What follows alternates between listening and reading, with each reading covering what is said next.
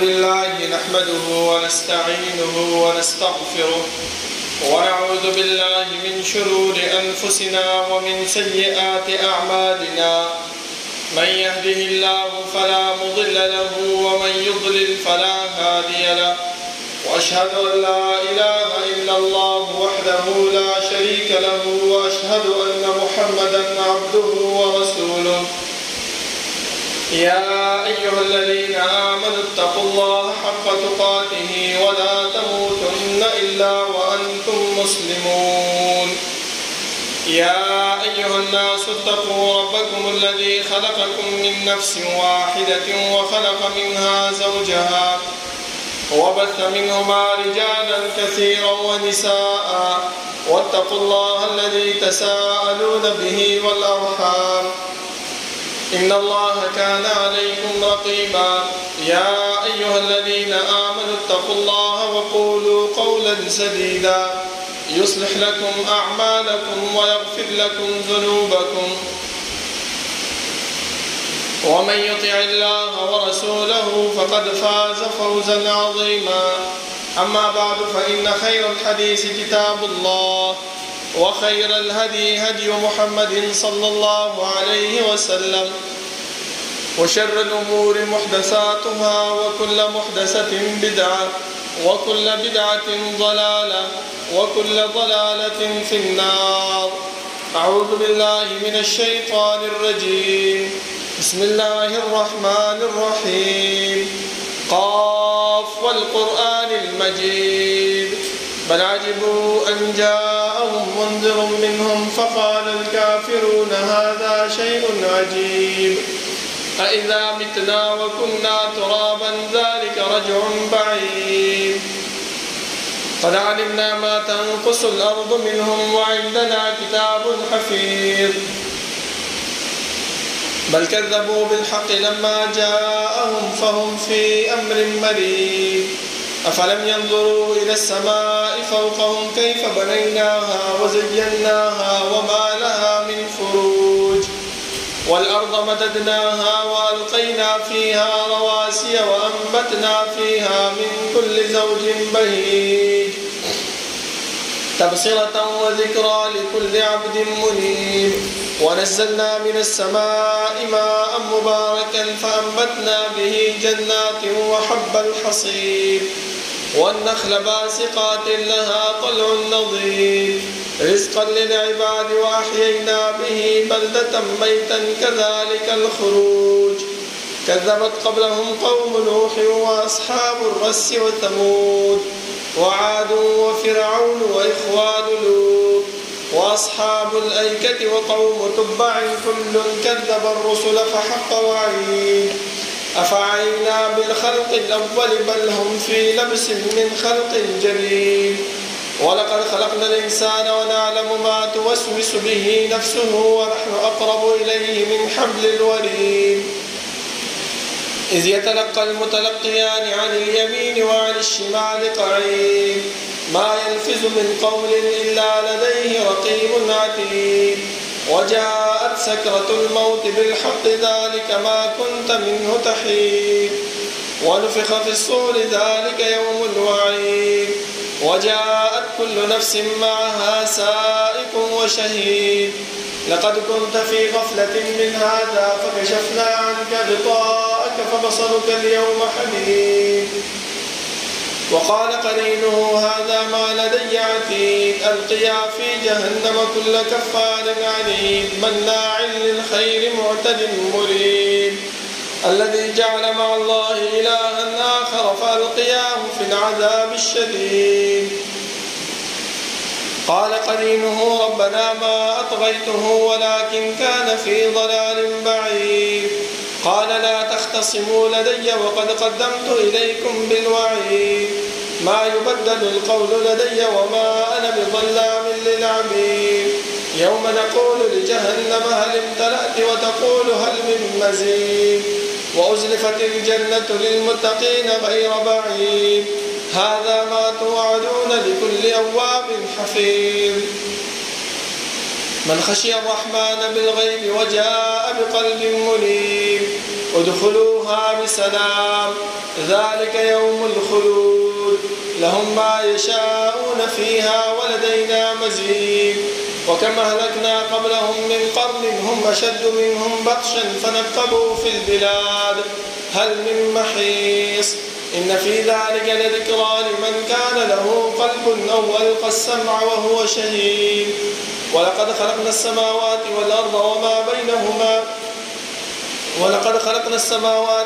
وما بينهما في 6 أيام وما مسنا من لغوب فاصبر على ما يقولون وسبح بحمد ربك قبل طلوع الشمس وقبل الغروب ومن الليل فسبحه وأدبار السجود واستمع يوم ينادي المناد من مكان قريب يوم يسمعون الصيحة بالحق ذلك يوم الخروج إنا نحن نحيي ونميت وإلينا المصير يوم تشقق الأرض عنهم سراعا ذلك حشر علينا يسير نحن أعلم بما يقولون وما أنت عليهم بجبار فذكر بالقرآن من يخاف وعيد اللهم صل على محمد وعلى آل محمد كما صليت على إبراهيم وعلى آل إبراهيم إنك حميد مجيد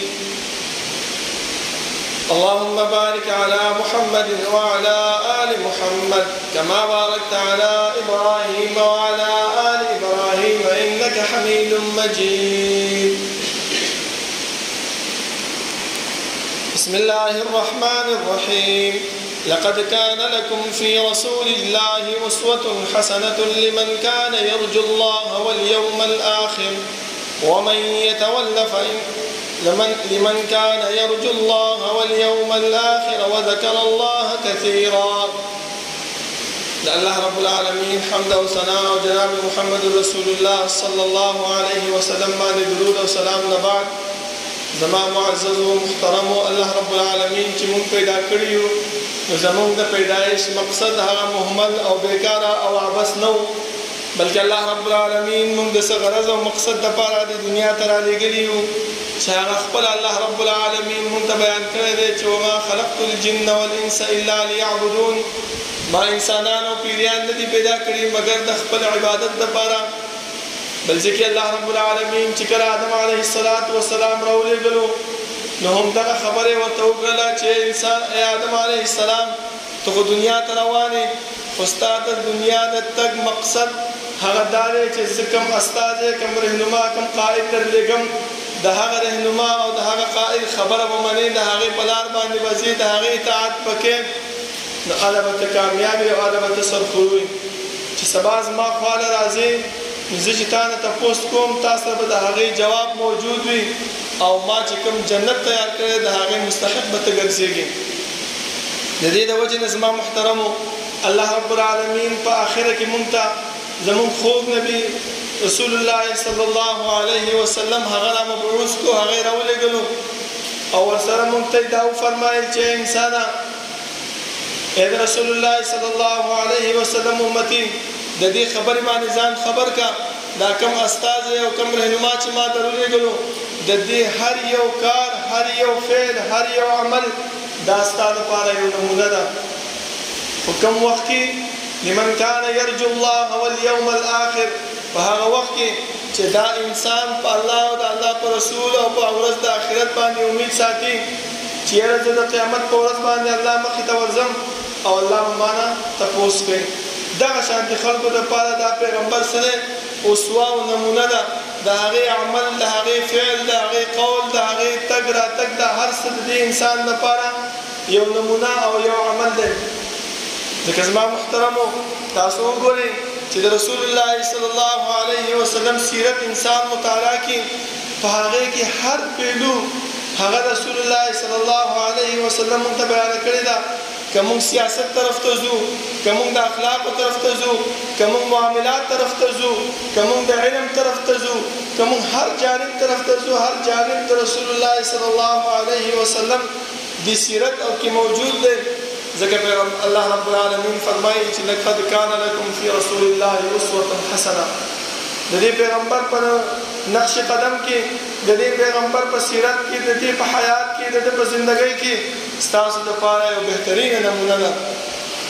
لکه زما محترمو که چېرته موږ دا وګورو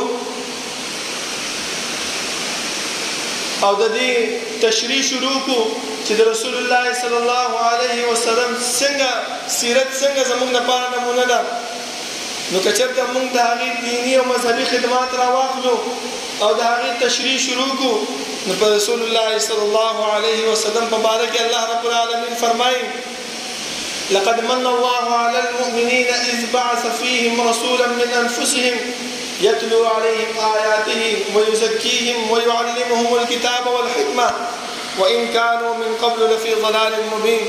دا د هغې دیني او مذهبي خدماتو چې الله رب العالمین په انسانانو باندې په امت رسول الله صلی الله علیه وسلم باندې دا یو احسان کړی دی، دا یو ښېګړه الله رب العالمین کړې ده. څه شی کړی دی؟ اذ بعث فيهم رسولا من انفسهم، چې یو پیغمبر، یو قائد، یو استازی، یو رهنمای راولېږلو. هغه کار څه شی و؟ څه به کوي؟ هسې ګپ شپ دپاره یې رالېږلی و، هسې وخت تېرولو دپاره یې رالېږلی و؟ نه زما محترمو، بلکې الله خپله فرمایي اذ بعث فيهم رسولا من انفسهم يتلو عليهم آياته. دا الله رب العالمین آیاتونه به تاسو باندې لولي، ويزكيهم د شرک او د بدعاتو نه به تاسو پاکوي، ويعلمهم الكتاب والحکمه، او قرآن کریم به تاسو ته ښیي، او د قرآن کریم تشریح چې کوم احادیث دي هغه به تاسو ته ښیي. ځکه الله رب العالمین دغه یو خبره موږ ته وکړه ده چې ګوره دا یو احسان دی په تاسو باندې. یو انسان په زړه کې دا راشي چې دا څنګه احسان دی؟ الله وایي چې وګوره وإن كانوا من قبل لفي ضلال مبين. احسان ځکه دی چې مخکې د دین علاوه تاسو وګورئ چې کله پیغمبر نه رالېږلی الله رب العالمین په هغه وخت کې تاسو څنګه ژوند تېرولو؟ فی ضلال مبین، په ګمراهۍ کې ژوند تېرولو. ګمراه وایي یو انسان په وړه وړه خبره باندې بل انسان سره په کلونو کلونو په جنګ به د مور او د خور او د ورور څه عزت معلوم نه و، د هغې څه قدر معلوم نه و، د کمزوري عزت معلوم نه و، د مشر عزت معلوم نه و. دا ټول هر څه چې وو الله رب العالمین چې برابر کړل، مساوات یې راوستلو، دا په دې لېږلی شوي پیغمبر باندې راوستل. زما محترمو، او الله رب العالمین پیغمبر ته وایي چې بلغ ما انزل الیک من ربک وان لم تفعل فما بلغت رسالته. ای پیغمبره، ما خو ته دنیا ته راولېږلې د انسانانو د رهنمایۍ دپاره، د دې د فلاح دپاره ما ته راولېږلې. خو یو خبره یاد وساته چې دغه دین، دغه شریعت ته به دې خلکو ته رسې، که چېرته تا ونه رسولو فما بلغت رسالته، تا د الله رب العالمین هغه خبره، هغه ډیوټي تا سر ته ونه رسوله. بیا کله کله مونږ چې دعوت کوو، مونږ چې په دې لار باندې ځو، مونږ چې کوم دې تقریر کوو، زموږ په زړه کې دا خبره راشي چې یاره دا خلک به راته څه وایي، یاره دا خلک به راپسې خبرې کوي، داسې به وایي هغسې به وایي. الله رب العالمین فرمایي چې والله یعصمک من الناس. پیغمبره یېرېږه مه، الله به تا د دې خلکو نه بچ کوي. ته صرف دعوت کوه، د الله رب العالمین چې کوم دین تا ته راوړی دی هغه ورسوه. زما محترمو، ما چې په کوم موضوع باندې خبره روانه کړې ده هغه هم دغه ده چې د رسول الله صلی الله علیه وسلم سیرت هغې مطالعه کولو کې موږ ته څه فایده میلاویږي. اوله فایده زما محترمو دا ده چې پیغمبر موږ ته مذهبي او لاره راته وښودله چې مذهب کې به انسان څنګه پاتې کېږي. هر قسم دعوت به د الله رب العالمین رسوي، د الله رب العالمین دین طرف ته به خلک رابلي، د شرک او د بدعاتو نه به خلک منع کوي، لکه څنګه چې پیغمبر کړی و. لکه الله رب العالمین د بل ځای کې فرمایي که چېرته تاسو دا غواړئ چې د الله رب العالمین تاسو سره محبت شروع کړي، دا وګوره د هغې هغه دیني او د هغې مذهبي اعمال کسی شی دا و چې الله رب العالمین وفرمایي که چېرته تاسو زما سره محبت کول غواړئ، ما سره دا غواړئ چې زه تاسو سره محبت وکړم، تاسو جنت ته داخل کړم په دې محبت باندې، نو فتبعوني. پیغمبر ورته ووایه چې زما تابعداري وکړئ، زما په لار باندې روان شئ. زما سیرت مطالعه کوي ما چې کوم قول کړی دی کوم عمل مې کړی دی په هغې باندې روان شي نو تاسو به څه شئ دی الله رب العالمین سره محبت شروع کړئ. بل ځای کې الله فرمایي چې د خپل اطاعت هغه د رسول الله صلی الله علیه وسلم د اطاعت سره وتړلو چې من یطیع الرسول فقد اطاع الله. چا چې د پیغمبر اطاعت وکړو هغه داسې شو لکه د الله رب العالمین اطاعت وکړو. بیا زما محترمو که دا سیرت موږ مطالعه کړو په دې کې موږ د سیرت هغه لار ښودلو تشریح پکې موندل کېږي لکه الله رب العالمین موږ ته په قرآن کریم کې د مونځ باره کې معلومات راکړو چې واقیموا الصلاة. الله رب العالمین هم موږ ته دا نه دي ویلي چې د غرمې مونځ 4 رکعاته فرض وکړئ او 2 پسې سنت وکړئ 4 مخکې سنت وکړئ. دا الله رب العالمین قرآن کې نه دي ویلي. دا یې راته نه دي ویلي چې د مازدیګر 4 رکعاته وکړئ د ماښام 3 وکړئ د ماخوستن 4 وکړئ. دا الله رب العالمین موږ ته قرآن کې نه دي ویلي بلکې الله موږ ته فرمایي چې واقیموا الصلاة. اوس که چېرته موږ د دې رسول الله صلی الله علیه وسلم دا سیرت خپل ځان دپاره نمونه ونه ګرځو د هغې تشریح ونه کړو هغه ونه لولو احادیثو طرف ته را نه شو نو موږ ته دا پته نه لګي چې مونځ به څنګه کوو څه طریقه باندې به کوو. لکه رسول الله صلی الله علیه وسلم موږ ته د هغې تشریح کړی دی چې صلو کما رأیتمونی اصلي. مونځ وکړئ لکه څنګه چې ما په مانځه باندې وینئ. طریقه هم موږ ته پیغمبر ښودلې وه چې یو ورځ منبر ته وختلو او مونځ یې وکړو او د سجدې دپاره ښکته راکوشو. په دې کې وګورئ زما محترمو یو دام دی چې یو انسان کله سوتره موجوده نه وي یا سوتره مخکې وي یا وروسته وي نو دا انسان وروستو مخکې یو قدم 2 اخیستی شي د سوترې دپاره. لکه څنګه چې رسول الله صلی الله علیه وسلم د منبر د برې پوړۍ نه ښکته د سجدې دپاره راکوشو. دا هم یو سیرت مطالعه ده زما محترمو چې موږ ته الله رب العالمین د پیغمبر په ژوند کې هغه موږ ته وښودله. همدغه شان دی زما محترمو دا د رفع الیدین مسله ده. دا ډېره خطرناکه مسله ده زما محترمو ځکه چې نن سبا موږ څه کوو موږ رفع الیدین کوو موږ ته پیغمبر فرمایي چې کله تاسو رفع الیدین کوئ نو حذو منکبین کوئ. موږ څه شی کوو موږ چې رفع الیدین کوو نو داسې لاسونه اوچتو یا چې نیت تړو داسې کوو. نه زما محترمو دا یو قسم ته استهزا ده د رسول الله صلی الله علیه وسلم پر دین باندې استهزا ده. لکه پیغمبر موږ ته فرمایي چې کله ته نیت تړې نو یا غوږونو ته لاس ورسوه یا اوږو ته لاس ورسوه حذو منکبین. موږ څه شی کوو او الله رب العالمین فرمایي چې قل ابالله وآیاته ورسوله کنتم تستهزئون. آیا تاسو د الله او د الله د رسول صلی الله علیه وسلم په دین باندې استهزاء کوئ؟ دا یو قسم د استهزاء ده زما محترمو. او په حدیث کې رسول الله صلی الله علیه وسلم فرمایي چې یو انسان به داسې وي چې ټول عمر منځونه به یې کړي وي خو چې الله رب العالمین مخته راشي الله رب العالمین به د هغې یو مونځ هم قبول کړی نه وي. ولې؟ ځکه چې رکوع به یې سمه نه یې کړې سجده به یې سمه نه یې کړې قیام به یې سم نه یې کړې رفع الیدین دی چې هغه به یې سم نه یې کړې خپې به یو بل ته سم نه وي ملاو کړې. موږ ته پیغمبر صلی الله علیه وسلم فرمایي چې په خپه ملاول نو برابر ملاو کړې مونږ چې ته ودرېږو یا داسې ودرېږو یا داسې ودرېږو. دا ټول زما محترمو د دې پیغمبر صلی الله علیه وسلم د سیرت نه موږ ته معلومیږي خو موږ څه شی کوو د هغې استهزاء کوو. الله فرمایي چې قل بالله وآیاته ورسوله کنتم تستهزئون. بیا ځان ته څه وایو چې موږ خو جنتیان یو موږ خو د مونځ وکړو خپله ذمه فارغه کړه بلکې دا ذمه فارغېږي نه زما محترمو دا الټه موږ الټه ګناهګارېږو. ځکه الله رب العالمین فرمایي چې لقد کان لکم فی رسول الله اسوة حسنه. د پیغمبر په زندګۍ کې ستاسو لپاره نمونه ده.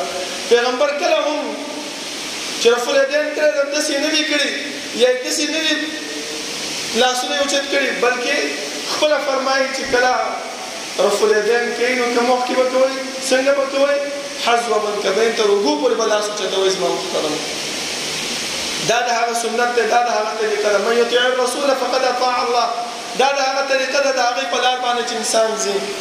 بل زما محترمو الله رب العالمین مونږ ته قران کریم کې واتو الزکات زکات راته ویل چې انسان پتا باندې مکال کې استا په مال کې زکات ورکول دي کله نصاب پوره شي د هغه نصاب ته پوره کېدو وروسته تا باندې څه شي ده ته زکات ورکو زکات به څونه ورکو سرنګ ورکو کوم وخت ورکو دا ټول هر څه منتظم محترمو د رسول الله صلی الله علیه وسلم د سیرت او د هغه د مطالعې معلومیږي دا د هغه اهمیت ته موږ سره او کچته موږ د ځان په کې څه کارونه وباسو نو د هغه په وجه باندې د الله رب العالمین موږ ته دغه دین او دغه شریعت هغه زموږ نه قبل ازما محترمو بلکې دا یو قسم ته استهزاء ده چې موږ د رسول الله صلی الله علیه وسلم چې کوم دین راوړی دی په هغې باندې موږ استهزاء کوو ځکه پکار دا دی زما محترمو چې دې خبرې طرف ته سوچ وکړو او د رسول الله صلی الله علیه وسلم سیرت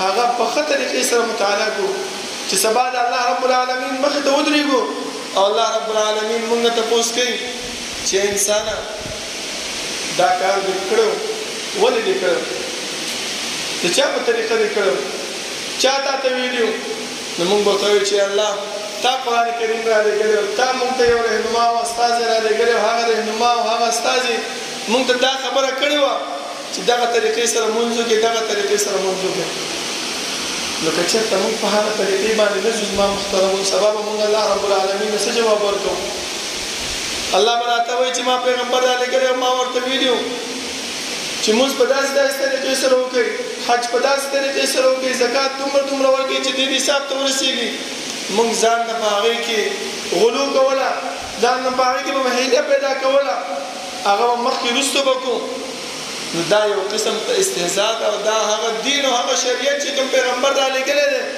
دا هغې پورې ټوکې دي زما محترمو بل زما محترمو که چېرته موږ د رسول الله صلی الله علیه وسلم سیرت مطالعه کړو نو په هغې کې موږ ته د اخلاقو تربیت هم پیغمبر ښودلی دی لکه الله رب العالمین د پیغمبر مبارک فرمایي چې وانک لعلی خلق عظیم ای پیغمبر تو اوچتو اخلاق والی او دغه اخلاق زما محترمو موږ دپاره ډېر ضروري شی دی که چېرته موږ خپل ځان کې اخلاق پیدا نه کړو نو موږ په سمه لار باندې نشو تللی هر وخت کې به جنګ جګړې وي هر وخت کې به غوسه وي هر وخت کې به چې دی نو د دین نه به محرومېږو ځکه موږ علماء کرام راغلي څه دپاره یو د دین د زده کړې دپاره یو د الله او د الله د رسول صلی الله علیه وسلم شریعت د هغې د زده کړې دپاره یو نو رسول الله صلی الله علیه وسلم موږ ته هم دغه وویلې چې انسانه دا اخلاق خپل ځان کې پیدا کړه ځکه یو صحابي راغی رسول الله زموږ مور بی عائشه صدیقه رضی الله عنها نه وفرمایل چې مورې د رسول الله صلی الله علیه وسلم اخلاق سو نو هغه ورته فرمایي چې الست قرأت القرآن تا قرآن کریم نه دی لوستی الله رب العالمین په هغه کې فرمایي چې وانک لعلی خلق عظیم ای انسان ای پیغمبره ته د اوچتو اخلاقو په مرتبه باندې ته اوچت اخلاق والی چې دغه اخلاق موږ خپل ځان کې پیدا کړو دا به موږ ته د کوم ځای نه یادېږي زما محترمو دا موږ ته د رسول الله صلی الله علیه وسلم د سیرت د مطالعه کولو نه یادېږي چې موږ د هغې طرف ته راشو په هغې باندې عمل پیدا شو په هغې باندې روان شو نو هله به موږ ته دا اخلاق زده کېږي ځکه په دین کې او زموږ په دې جامعه کې سیرت باندې ډېر زور ورکړی شوی دی دا د دې د وجې نه چې دا طلبه کرام په دین باندې هم پوه شي دا طلبه کرام په اخلاق باندې هم پوه شي دا طلبه کرام د دینی معاملات د روزمره چې کوم زندگی ده په دې کې چې کوم کارونه راځي کوم خبرې راځي په هغې باندې هم پوه شي ځکه زما محترمو چې کله موږ بازار ته وځو دوکاندار نه سودا کوو یا نور څه کوو په هغې کې موږ اخلاقو سره خبره وکړو هغه هم متاثره شي موږ نه چې یاره په مدرسه کې دې ته وګوره څونه ښه اخلاق ښودلي دي دا اخلاق موږ د کوم ځای نه زده کړي دي دا موږ د رسول الله صلی الله علیه وسلم د سیرت د مطالعه کولو نه زما محترمو بل زما محترمو د مطالعې زده کولو نه هغه د علم مطالعه ده تاسو وګورئ که چېرته موږ علم زده کوو په هغه کې موږ د رسول الله صلی الله علیه وسلم سیرت هغه مطالعه نه کوو، د هغې نه فایده حاصله نه کوو، دا علم موږ ته فایده نه رارسوي. زما محترمو تاسو اسلافو ته وګورئ، د هغو د علم طرف ته څومره شوق و، څومره ترجیح و. زما محترمو څومره سفرونه هغو د علم دپاره کړي وو. دا څه د وجې نه؟ دا د دې د وجې نه چې هغو علم زده کړي او بیا د خلکو ته یې ورسوي. هغه رسول څه شی و؟ دا د پیغمبر صلی الله علیه وسلم تابعداري او اطاعت و. ځکه الله فرمایي چې من یطیع الرسول فقد اطاع الله. دا دین او دا علم رسول دا د پیغمبر تابعداري ده، او چې پیغمبر تابعداري کېږي نو الله فرمایي چې ان کنتم تحبون الله فاتبعوني. تاسو که د الله رب العالمین سره محبت کول غواړئ نو زما تابعداري وکړئ. دا ټولې خبرې زما محترمو ته د کوم ځای نه ملاوېږي؟ د رسول الله صلی الله علیه وسلم د سیرت نه. پکار دا دی موږ ته چې موږ د رسول الله صلی الله علیه وسلم سیرت هغه مطالعه کړو، هغې طرف ته خپل شوق پیدا کړو چې زموږ ژوند هم ښه شي، زموږ آخرت هم ښه شي، چې سبا د الله رب العالمین مخې ته ودرېږو چې الله موږ نه تپوس کوي، موږ الله رب العالمین ته صحیح جواب ورکړو چې الله تا پیغمبر را لېږلی او تا قرآن کریم را لېږلی او هغې موږ ته دغه لاره ښودلې وه، دغه طریقه راته ښودلې وه، نو زه په هغې باندې عمل مې کړی دی. الله رب العالمین د دعا ده چې الله رب العالمین د عمل کولو توفیق راکړي، او الله رب العالمین د رسول الله صلی الله علیه وسلم سیرت هغه زموږ دپاره یو بهترین نمونه وګرځي. اقول قولي هذا واستغفر الله لي ولكم ولسائر المسلمين.